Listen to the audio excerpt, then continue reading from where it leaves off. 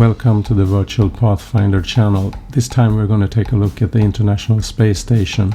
In an earlier video I tried to capture satellites, mainly using a 72mm refractor with focal length 420mm.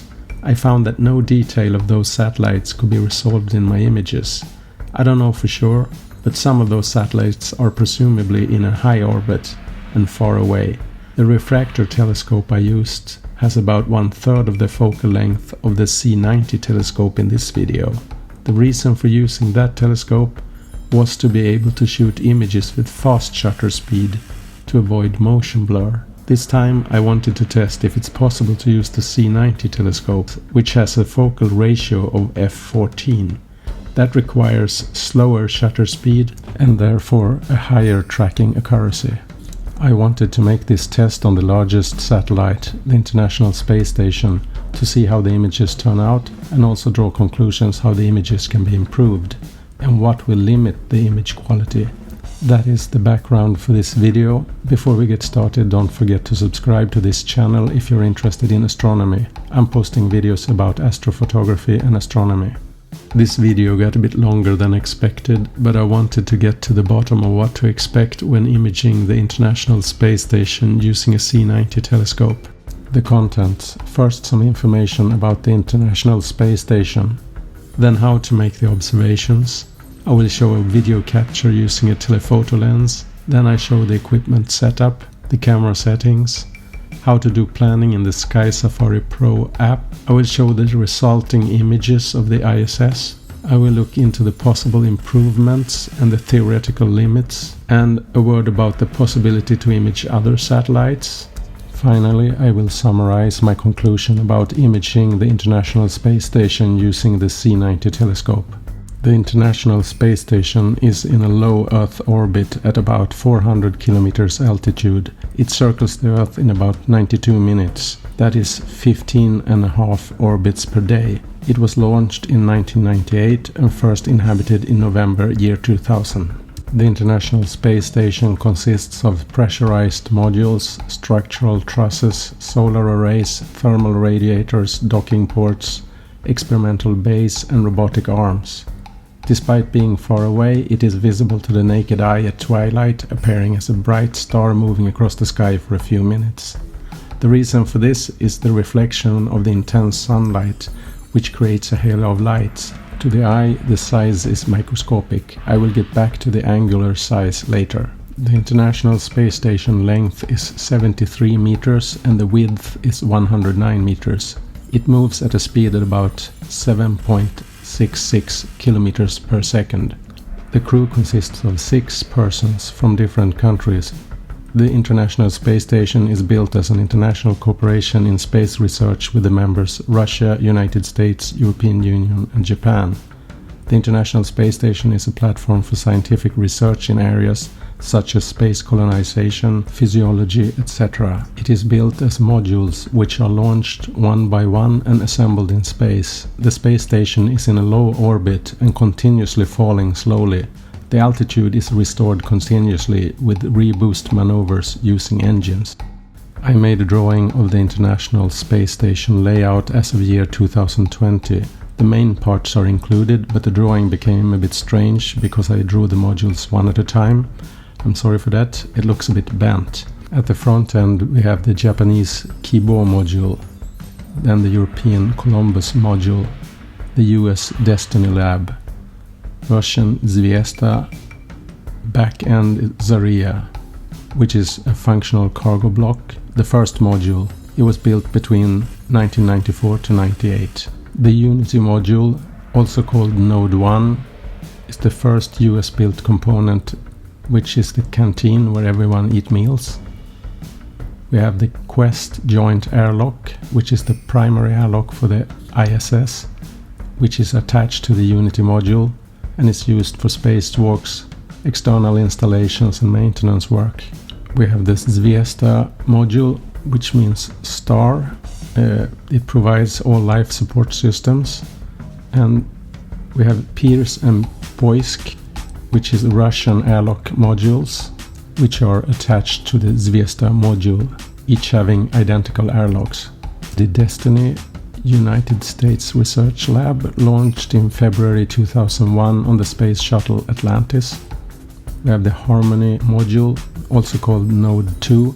It is a utility hub for the ISS, connects the US, European and Japanese labs, provides electrical power and electronic data. It is a sleeping cabin for 4 of the 6 crew members. The Tranquility module, also called Node 3, contains environmental control systems, life support systems, a toilet, exercise equipment and an observation cupola. The Columbus module is a science lab for the European Space Agency.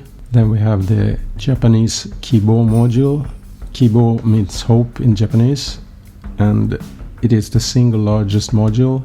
Attached to the Harmony module, it has equipment airlock for transferring equipment and satellites outside. There is the Rassvet mini research module with docking port, which is used for storage, and the Leonardo, the permanent multi-purpose module.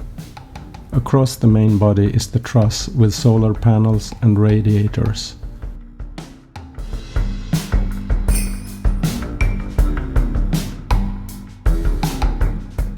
The International Space Station is visible for a few minutes just before sunrise or after sunset, when it flares up because of reflection of sunlight. Prepare the setup and camera settings well in advance. There is no time to do it during observation. The International Space Station is moving relatively fast across the sky, and tracking it manually requires continuous concentration. Make sure to set the focus point at infinity in advance by focusing on a star or other distant object. At the horizon, the space station is small and far away. It will move faster as it gets closer, and the nearest point is zenith. The higher in the sky, the closer it gets. Manual tracking can be performed with a telescope on a photo tripod, which can be moved along the path of the International Space Station when it appears. Use the telescope finder scope with crosshairs to aim. Take bursts of photos using sufficiently fast shutter speed to avoid motion blur. Use high ISO, try to capture it as high as possible in the sky when it is at the closest position. This is a short video clip shot with a 150mm micro four thirds telephoto lens, which is equivalent to a 300mm full-frame DSLR lens. The camera was handheld, manually tracking the International Space Station in the finder. It is a bit shaky, but still okay. As mentioned before, when the sunlight hits the International Space Station, it becomes visible. Here is the equipment setup used for manually tracking the International Space Station using a Celestron C90 MAK telescope. When tracking manually, an upright correct image finder scope with crosshairs was used. A mirrorless micro four thirds camera was attached to the telescope to capture sequences of images in burst mode. The telescope is mounted on a stable photography tripod with a 3-axis tripod head. The tripod head should not be locked at start to easily move it along the path of the International Space Station. Here are typical camera settings. White balance, sunlight. Image stabilization off, noise reduction on, ISO 1600 to 6400, shutter speed 1/160th of a second or faster. Shooting mode should be burst mode. Program setting manual or shutter priority. Autofocus should be turned off in case a camera lens is used. Open SkySafari Pro app on iPad, search ISS, select center object. Set clock to now and turn the compass off. Set step length of time to minutes. Start the time to get to the time near sunset or sunrise. Find a good passage where the International Space Station passes as high in the sky as possible. Find where it will come from and where it will disappear, and also where it is at the highest point in the sky. Try to capture it all the way, but most importantly at the highest point, where it is nearest and has the largest apparent size. The app indicates where it is lit up by sunlight and easiest to observe. Find that part of the sky in advance, and wait for the space station to show up at the time indicated in the app.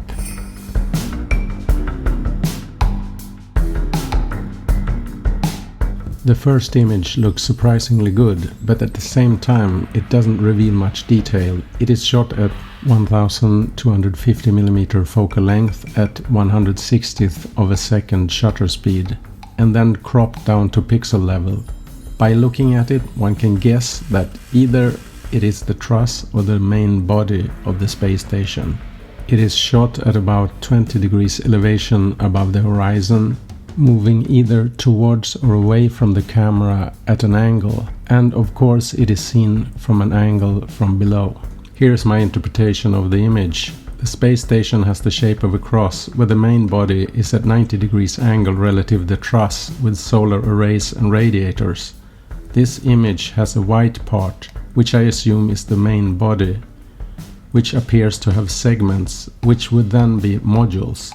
It can also be shadows of solar arrays appearing as stripes. There is a big part in a different brown-green color, which I believe is a part of the truss, seen more or less from the side, with radiators or solar arrays on the right side, while the corresponding left side is in shadows and not visible. There are some small areas near the left end of the same green-brown color, which may be the solar arrays on the left side of the truss. Since the truss is seen from the side, it is very small. My guess is that the left side of the white part is the front side with the Japanese module and the European module, while the right side of the white area is the back end with the Zarya module. The International Space Station appeared in the southwest, which was to the right of the camera, and it disappeared in the southeast, which was to the left of the camera. So the left side should be the direction of movement. The next image is surprisingly sharp and detailed, but even more difficult to identify. As before, this is captured more or less from the side, where the solar arrays can assume to have different color, red-brown, which can be found in this image, symmetrical in front and behind of the main part, but it doesn't look like the International Space Station. Of course, parts of it can be in the shadow and not visible, but it requires a lot of imagination to understand which part of this it is. It passed at exact the time and location as the space station was supposed to show up, so it should be a part of it. I tried to squint and imagine what part it could be, but nothing came up. What I can say is that it has the right shape, with the central part and this red-brown solar panel colors in front and behind it. The last two images are even more mystifying. It looks like a spacecraft with an airlock, or two airlocks. Although the image is surprisingly sharp, it's difficult to tell what it actually is.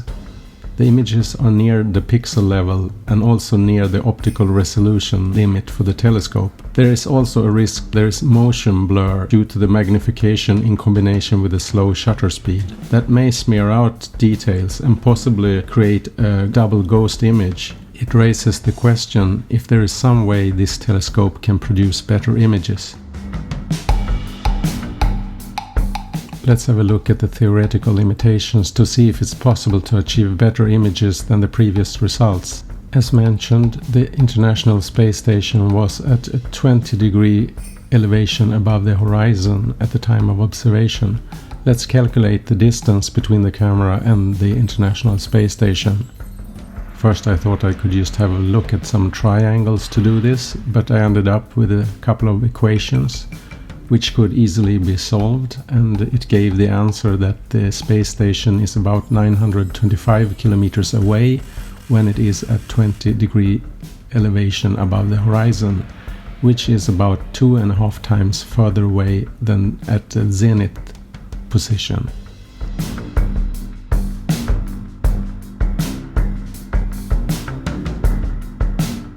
The next calculation is to confirm the intuitive relation between size and distance. The apparent size can either be seen as the angular size or a projection onto a sensor. The size of an object is inversely proportional to the distance to the imaged object. For instance, if the distance to the space station is doubled, the angular size will be half.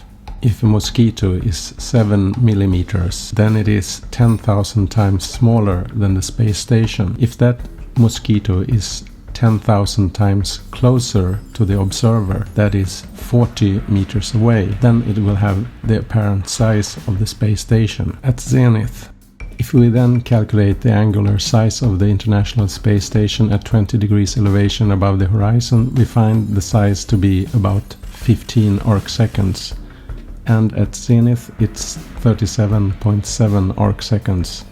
The theoretical resolution limit for a 90mm telescope is 1.54 arcseconds, which means that the telescope can resolve 1/10 of the length of the International Space Station at 20 degrees elevation above the horizon. But that is if the length is seen from the side. In case there is an angle, it will appear smaller and closer to the optical resolution limit. In conclusion, the smallest resolvable detail at that elevation will be somewhere between 10 to 20% of the length of the space station. If you look at the size in pixels, we get that the full length at this distance will be about 12 to 24 pixels on the image sensor, depending on the angle towards the camera. That is clearly near the pixel level.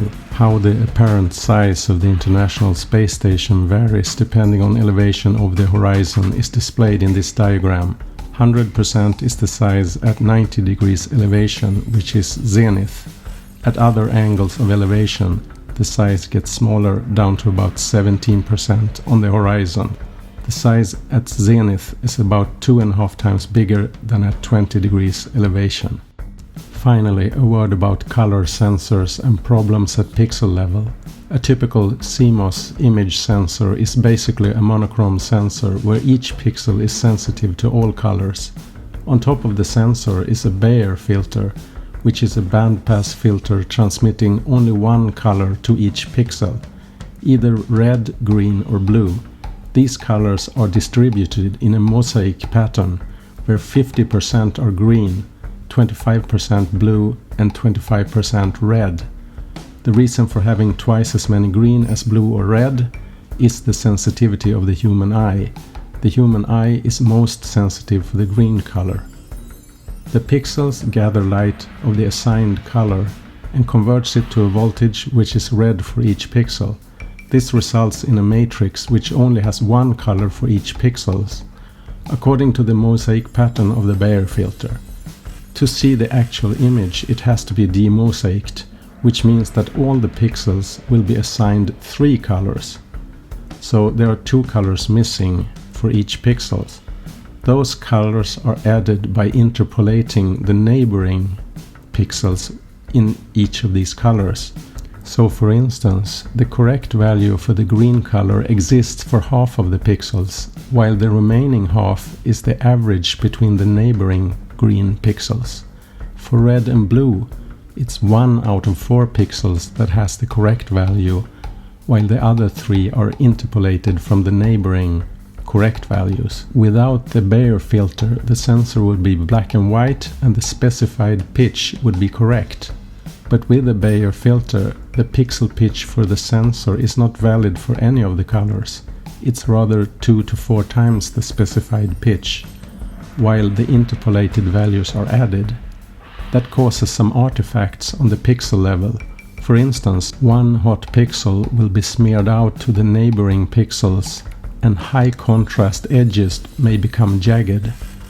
The cropping of an image down to pixelation level, as I have done here, these artifacts will cause blur and potentially visible interpolation errors. As mentioned, the size of the ISS on the image sensor is only 12 to 24 pixels according to my previous calculation. That is probably one of the reasons the solar arrays appear as diffuse red-brown areas, and some of the errors in shape. If the magnification was double, let's say 24 to 48 pixels on the image sensor, I think enough details would appear to distinguish the main parts of the space station. The problems with optical resolution and the sensor interpolation errors can be reduced to some extent by these measures. First, better optical resolution can be achieved by using a telescope with larger aperture. Better sampling can be achieved using a sensor with higher pixel density, or a black and white sensor with the same pixel density, or a larger image size on the sensor, either using optical magnification with a Barlow lens, or to find a location where the International Space Station passes closer to zenith, where the apparent size becomes bigger, up to 2 to 2.5 times the size at 20 degrees elevation above the horizon. Regarding other satellites, I think it's not possible to image these with the C90 telescope, since those are usually very small in comparison to the International Space Station, while they also are further away in an outer orbit. A typical satellite is less than 10 meters long, which is very small in comparison to the space station. This explains why I haven't succeeded in imaging other satellites with any detail using the C90 telescope. There are some very low orbit satellites, such as spy satellites, which actually may be possible to image. I don't know how many of those are circling around, but I have some shots of satellites that appear to be relatively close.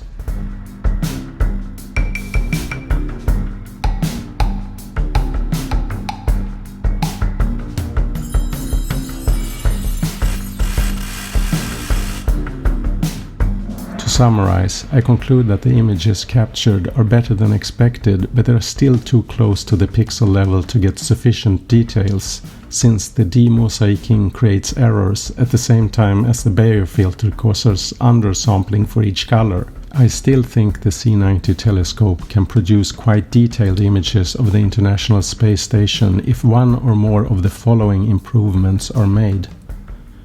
1. Use black and white sensor or back illuminated sensor with higher pixel density to resolve more detail. This is a trade-off since black and white images have less information. Back illuminated sensors may be good. 2. Use a Barlow lens to enlarge the image. This is difficult. The image becomes darker at the same time as the higher magnification requires faster shutter speed. 3. Go to a location where the International Space Station passes near zenith. The size is at least 2 times bigger. This is my preferred choice. The lightweight and compact design makes the C90 telescope easy to bring along, even for air travel. When I have the opportunity to go to a better location, I will see if I can capture a better image of the International Space Station, where the main parts of it can be distinguished. That's all for now. I wish you good luck with astro imaging.